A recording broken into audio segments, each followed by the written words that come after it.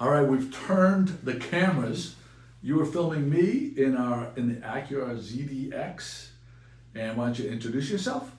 I'm Chris. I am on the Lion Wah marketing team. And you were, we saw you running around frantically at the Bluefin Blowout. You and Tom Curry did a phenomenal job. Thank you.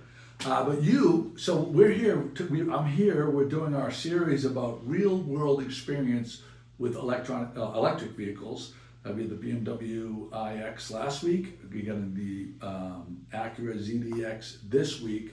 But while we were taping, you chimed in saying you actually own a BMW hybrid. I do.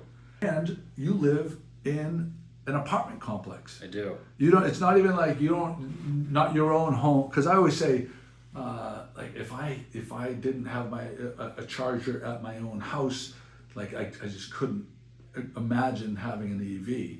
But with a charger at my house, I think it would be an absolute no-brainer. Mm-hmm. How does the hybrid lifestyle work for you? Yeah, of course. So I was driving a Mercedes C-Class before, and it was a full gas car, and I was paying a lot because I lived in the city for gas just to get to and from. I was paying roughly around $60 to $70 per week just to get around.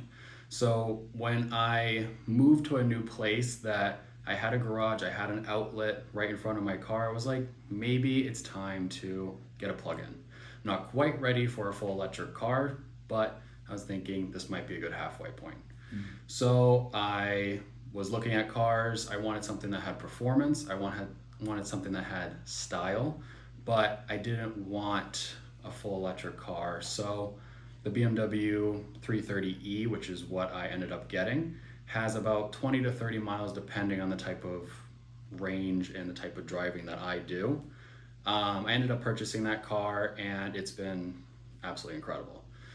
So yeah, 20 miles. I mean, so again, we get back to, I think during this series, what I've come, in the time that I've had the EV, I can say I don't think it is for everyone, but for the people that it does work for, mm-hmm. It works really, really well. Yeah. Financially, performance-wise, for many different levels. Now you went hybrid. Now you don't own this house. You had the ability to plug in like a regular 110, which is pretty much a slow charge. How that gets you overnight, like the 20 miles that the hybrid would hold? Yes. So since it's a plug-in hybrid and I only have about 20 to 30 miles of range, the 110 outlet or something you would charge your phone off of in your house worked for me, because in the time that I would plug it in after I get home from work, it would be charged by the next morning, which is roughly,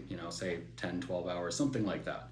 And that's a long time to charge a car, but since it's just in my garage, just sitting downstairs, it works. Yeah. And if you owned your own home, yes, and you installed a charging station, do you think that you would move into a fully EV?